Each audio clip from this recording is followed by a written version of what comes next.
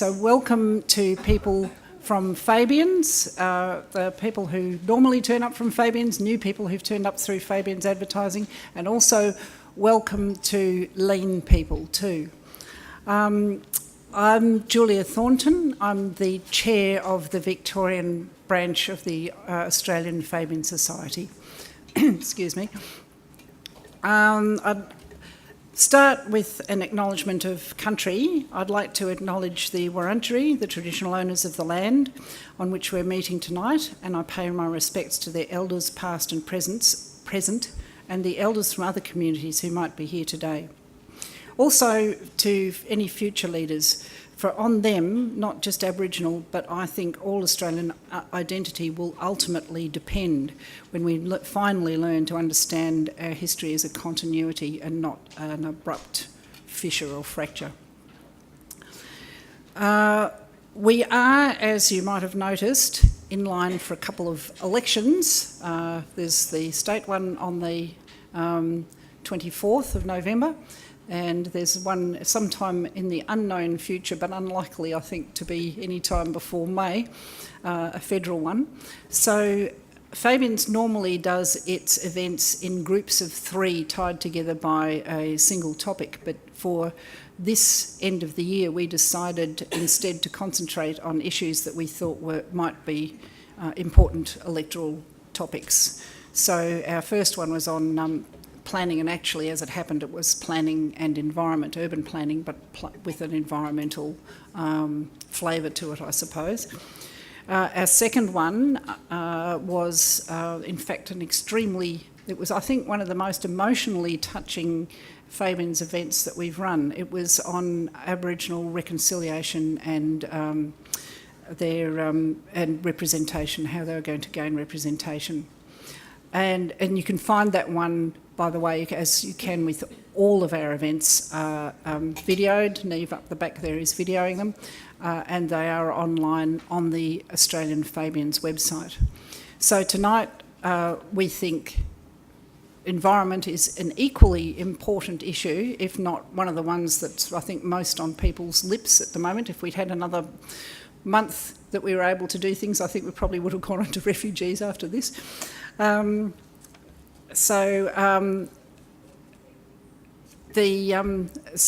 idea of tonight is to address the environment through the lens of the principles, I guess, that are behind Fabians, which is to do with equality.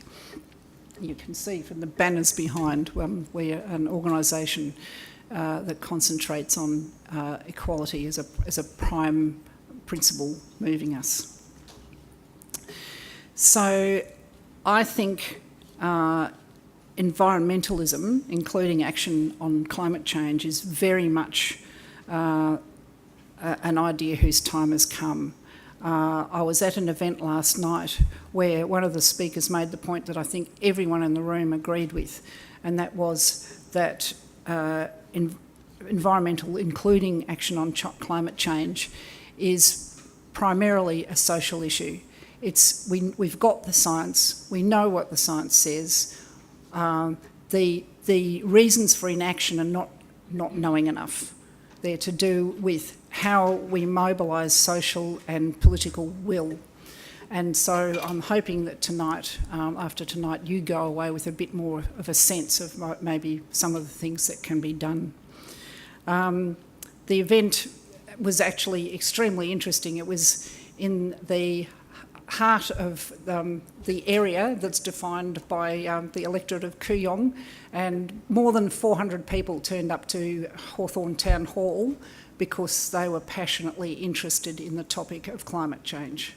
And it's when you see it in places like that, then, and you think about the resemblance between Geelong and Wentworth, maybe there's hope yet.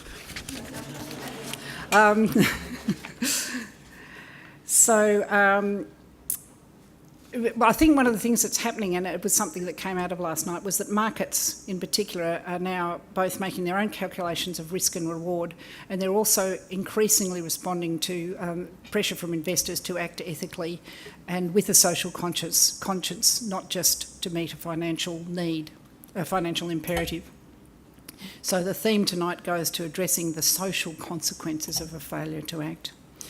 So before I kind of go any further, I would like to introduce you to some of our people. This is something I don't do very often, but the Lean team, if anybody here is on the Lean executive, could you pop your hand up just so that we can see? Come on, Sean. Okay, so these are all people from Lean, up the back there too, with Louise. And Fabians people, we've got, there you go, 3 or 4 around the room. If you look around the back, you can see who's on the Fabians executive too.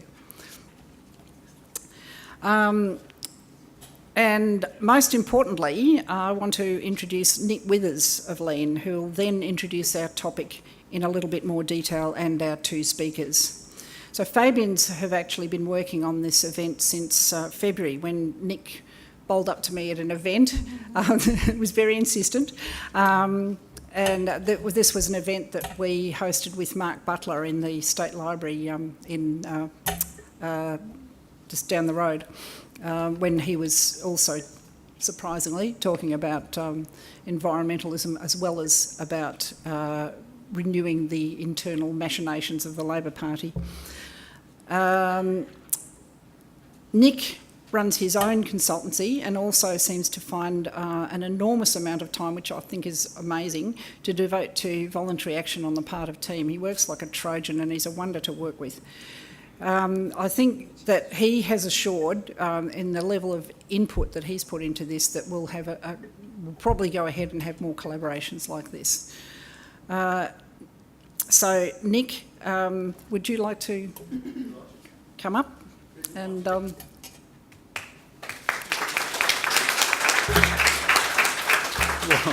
I'm not sure that that's deserved, but look, welcome everybody. Thank you all for coming. I think we're in for a bit of a treat. But let me too start by acknowledging the traditional owners of the land on which we meet and pay my respects to their elders past and present. And in so doing, I want to reflect on the fact that the first peoples of this country understood the link between stewardship of the environment and their economic and social well-being. And this idea came to me when I read this book. I don't know if people have read Bill Gamage's book. And in his view, and let me quote, that up to 1788, the people before then exercised that stewardship via the law, an ecological philosophy enforced by religious sanction that compelled people to care for all their country. So there was law.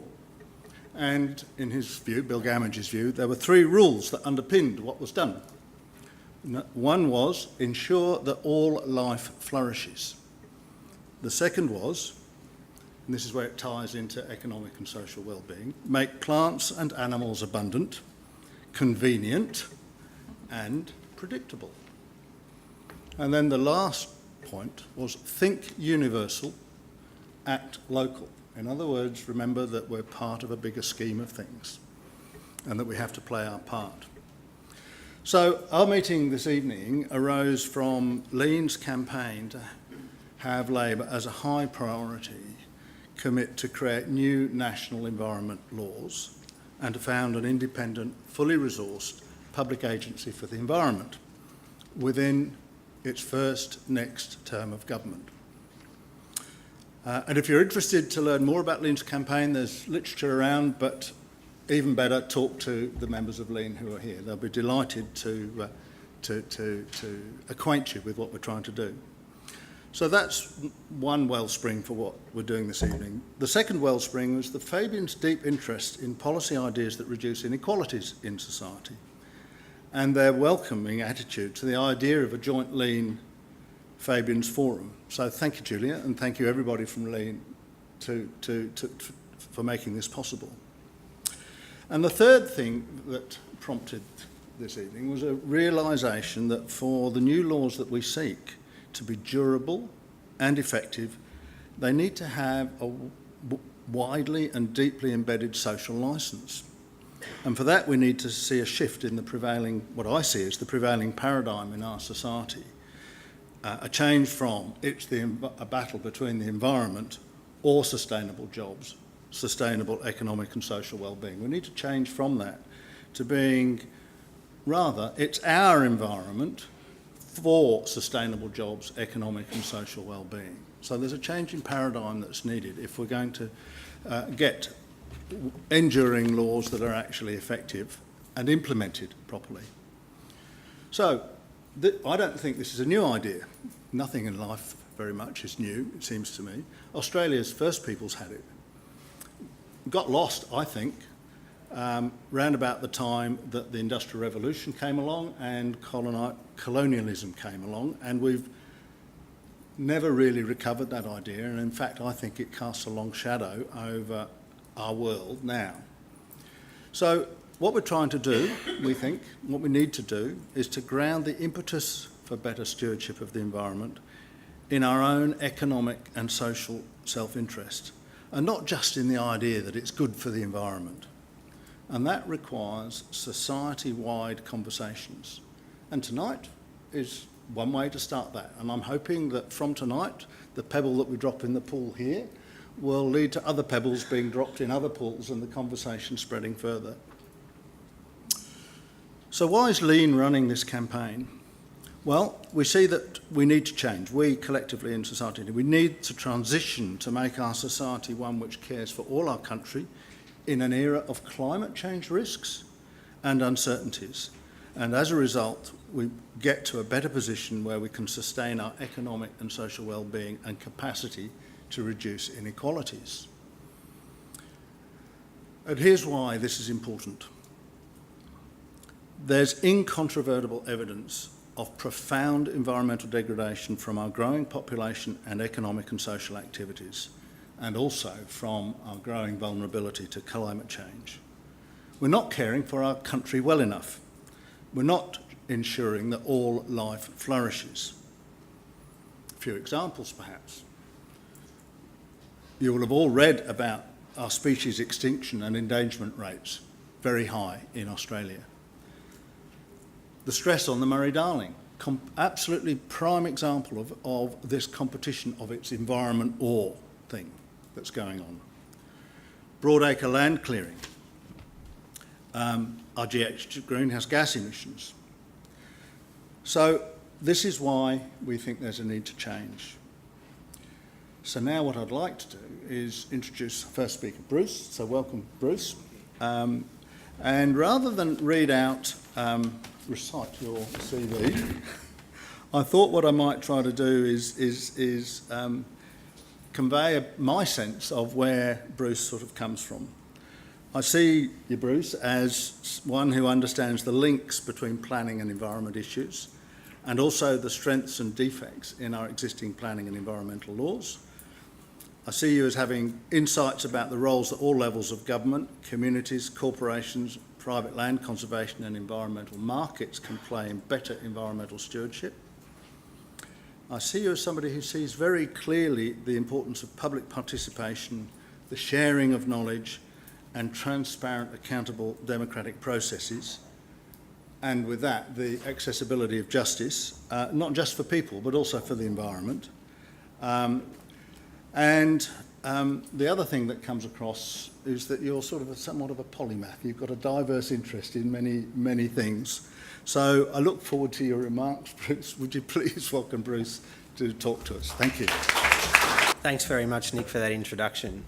Might be a polymath, probably not the maths bit so much. My 16-year-old's good at that, but not so much me. Anyway, thanks very much for the opportunity to speak this evening. I want to put to you two starting points in consideration of stewardship and environmental justice.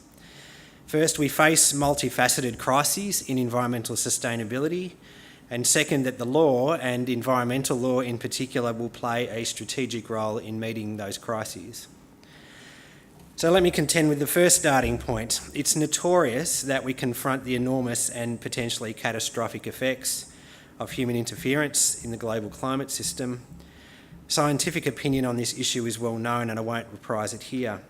Public opinion on the need for social, political and economic action is also well understood. I think it's worth being mindful, however, that humanity's crossing of climate thresholds is arguably one of a connected series of biophysical thresholds that humanity transgresses at its peril. In 2009, Johan Rockström and colleagues from Stockholm University published a paper outlining the theses of planetary boundaries and 9 criteria establishing thresholds for what they called the safe operating space for humanity.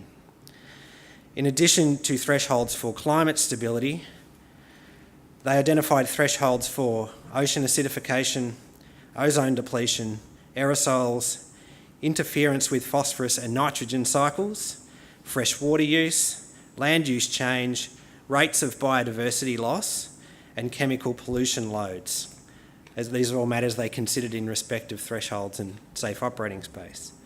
Now, Rockström and his colleagues argued that by 2009, 3 thresholds for safe operating space had been exceeded by that time already.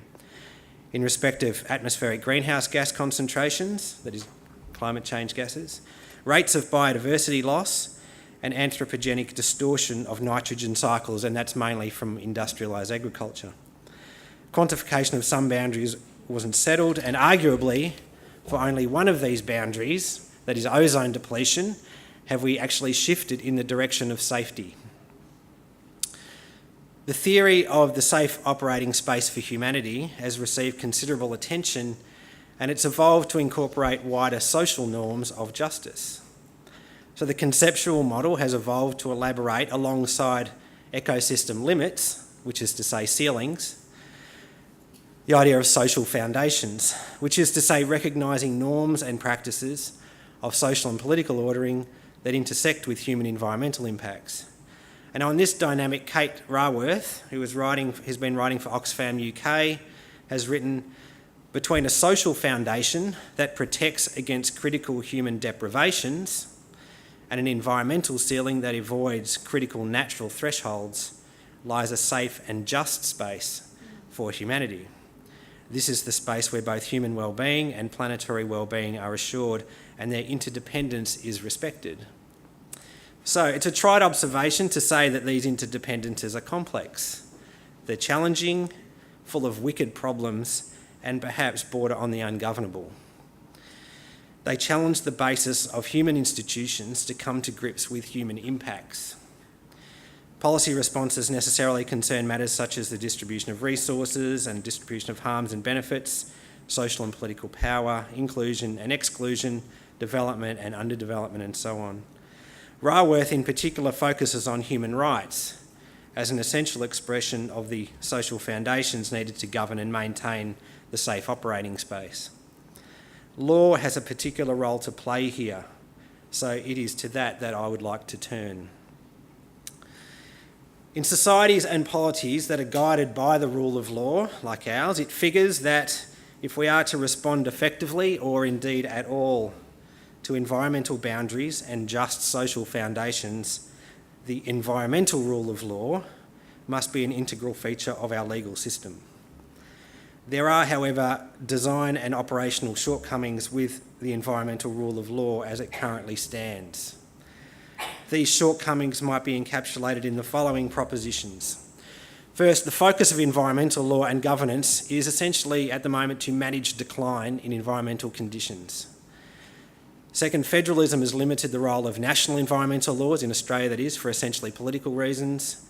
Environmental decision-making is characterised by political and bureaucratic discretion and absence of powerful or unambiguous legislative standards. Environmental decision-making is guided by, quote, balancing of environmental, social and economic considerations, and it's loath to disrupt commercial imperatives or powerful vested economic interests. A great deal of effort and ingenuity is invested in sustaining business as usual, and the situation of managed decline, as I call it, and one particular example of this is the proliferation of what are called environmental offsetting schemes. Environmental laws, finally, are under-enforced and implementation is poorly monitored. There is a questionable will, if not overt reluctance, on the part of government to enforce these laws and sustain the resources and institutions to do so. Now, no one pretends that environmental management is simple or that environmental laws are a silver bullet.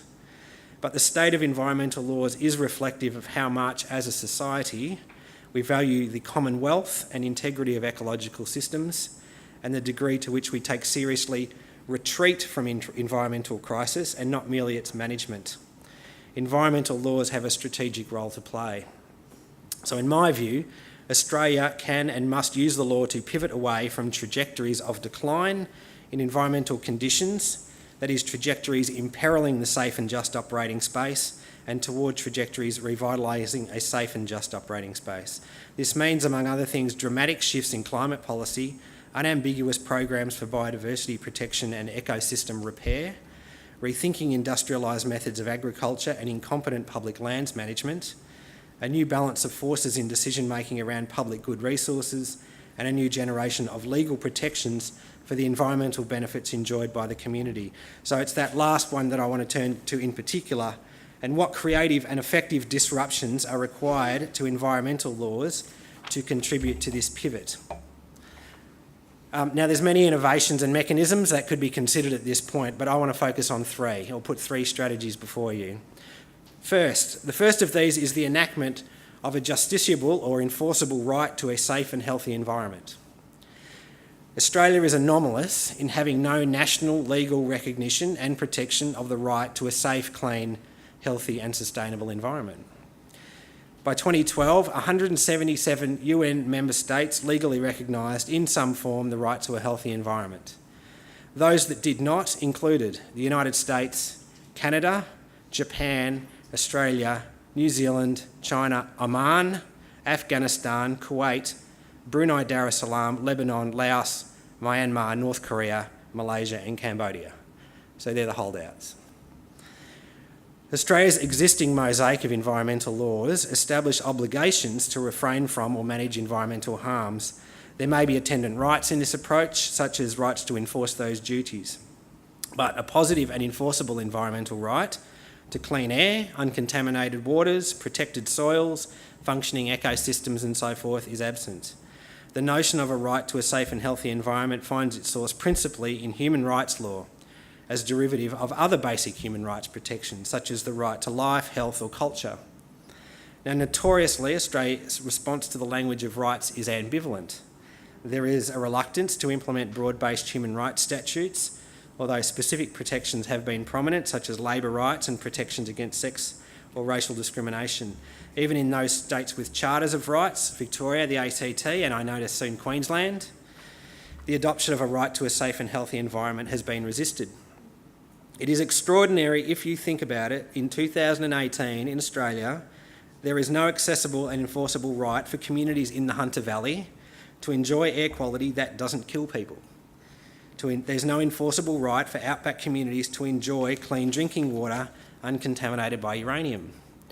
And there's no right for communities to have access to healthy natural spaces near to where they live. Now, what I'm talking about here are basic codified standards protecting environmental conditions that are necessary or conducive to human health, well-being and the enjoyment of other basic human rights, such as, for example, the rights of children to education or even the right to life.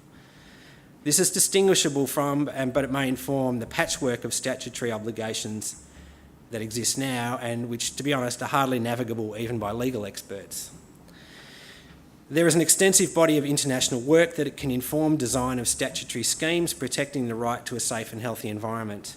The former UN Special Rapporteur on Human Rights and the Environment, Professor John Knox, set out in his final report to the Human Rights Council a valuable synthesis of framework principles on human rights and the environment. The Special Rapporteur's framework principles included essential procedural rights without which substantive rights are likely to be hollow. These include rights to environmental information, which governments are required proactively to collect and disseminate, rights to public participation in environmental decision-making, and rights to accessible and effective remedies for violation of human rights relating to the environment. The value of a general right to a safe and healthy environment would be several-fold. It would strengthen Australia's human rights systems and protections, facilitate improved environmental accountability and performance, deter rollback in environmental protections, and help stop the level playing field help level the playing field of competing environmental and economic considerations and enable public participation in environmental decision making. There's evidence that the positive expression of a substantive environmental right contributes to better environmental outcomes. In short, general environmental rights would be a foundation of environmental protection and performance. One starting point for models of environmental right is, for instance, the 1993 Ontario Environmental Bill of Rights, which establishes an actionable right in relation to significant harms to a public resource, that being various common pool resources such as the air or public waterways. Another approach, as colleague Meg Good has proposed, is to include the environmental right in the current state dialogue model of human rights, including enforceability against public authorities. Both approaches have merit, noting that, as with most rights-based approaches, the exercise of an environmental right would not be absolute but would be balanced by reasonable limitations appropriate to the exercise of other rights in a democratic society. Another important emerging direction of environmental law reform is the recognition of nature itself as a legal entity.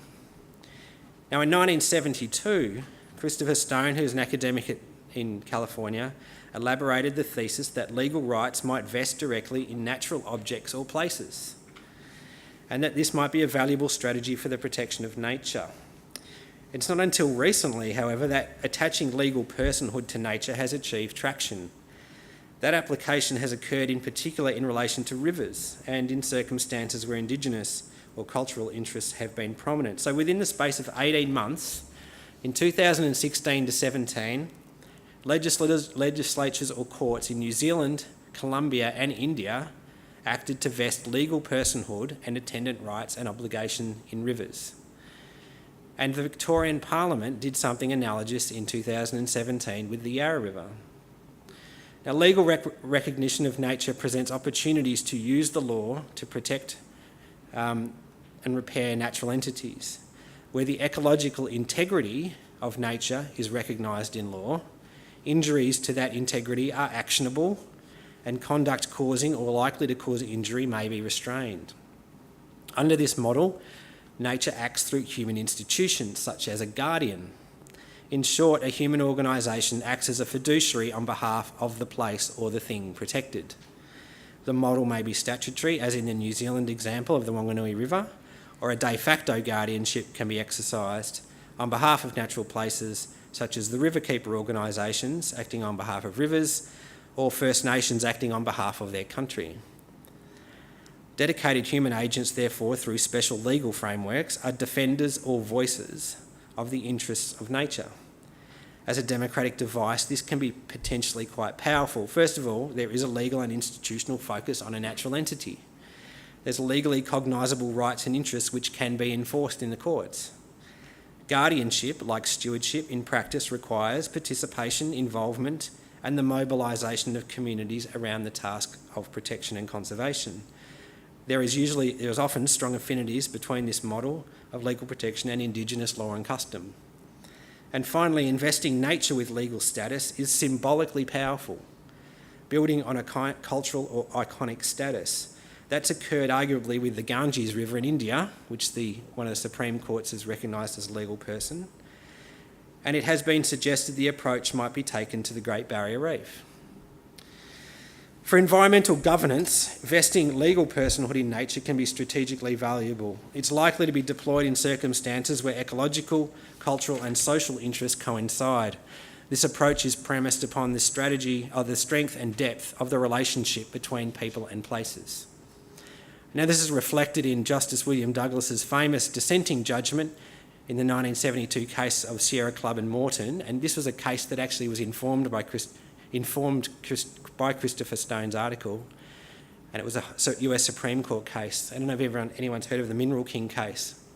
It was a place where Walt Disney was going to build a giant theme park up in the mountains of California. In that case, the dissenting judge wrote, "The river as plaintiff speaks for the ecological unit of the life that it is part of. Those people who have a meaningful relation to that body of water must be able to speak for the values which the river represents and which are threatened with destruction. The voice of the inanimate object, therefore, should not be stilled." Finally, my third strategy. Finally, we need to rethink design of national environmental institutions. Aside from the law itself and the courts, the principal institution currently in our national environmental laws is the Environment Minister. Virtually all decisions, powers and functions under the EPBC Act, which is our primary national environmental law, for instance, are delegated by Parliament to the Minister. The consequence of this is that the making of approvals, the formulation or execution of plans, the elaboration of standards, or the undertaking of environmental assessments are concentrated in the institutional hands of this office. Under this approach, environmental governance can and has, in my view, become politicised, opaque, captured, and/or senescent. For even the noblest minister, this arrangement is not amenable necessarily to the best or even optimal decision-making. The more robust and trusted institutional models in contemporary governance emphasise statutory independence, transparency, key roles for community and experts, and dispersal of power. These features characterise, for instance, leading economic institutions such as the Reserve Bank and the ACCC. Good governance relies on these types of structural and cultural features. Why should environmental governance be treated any less seriously? Good environmental governance, as I've suggested, must concern itself with trajectories of environmental performance and shifting or disrupting the present trajectory. The appeal project that I was involved in, which is a panel of experts in environmental law, proposed reform of national environmental institutions. Two major changes were proposed. First, establishment of a National Environment Commission. My panel colleague, Murray Wilcox QC, former Federal Court Judge, described this type of body as, quote, a reserve bank for the environment, which speaks to the intended authority, independence and strategic function of such a body. A National Environment Commission would be the independent standard-setting entity, undertaking tasks such as developing and overseeing national environmental goals, strategies, plans and standards, gathering and disseminating environmental information, developing bioregional plans, negotiating with and directing all levels of government, ensuring recovery plans, threat abatement plans, conservation advices and threat mitigation directives are integrated into bioregional plans. The second institutional reform would be to establish a national EPA, Environment Protection Authority, which in addition to undertaking environmental assessments and approvals, would be the principal national environmental regulator. It would coordinate environmental management standards, undertake independent compliance, audit and enforcement. That's one of the major weaknesses of environmental laws in my view. Include a separate unit responsible for post-approval project and plan compliance, audits, monitoring and reporting, and ensure approvals comply with statutory plans and protect critical habitat.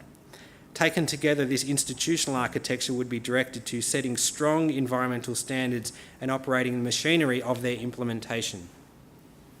So, and I'm to conclude, so what I've outlined are legal and institutional strategies that, if genuinely implemented, would step outside of the status quo. They are not exclusive of other strategies, but they are, in my view, directed to different and disruptive thinking. We are, in all likelihood, dealing with actual disruptions already to social, ecological and political systems now because of safe operating thresholds are being compromised. It is encouraging that there are popular movements and thinking challenging those disruptions and looking to turn things around, to retrieve the safe and just operating space and to confront the trajectories of decline and not merely appear to do so. Thanks for your attention.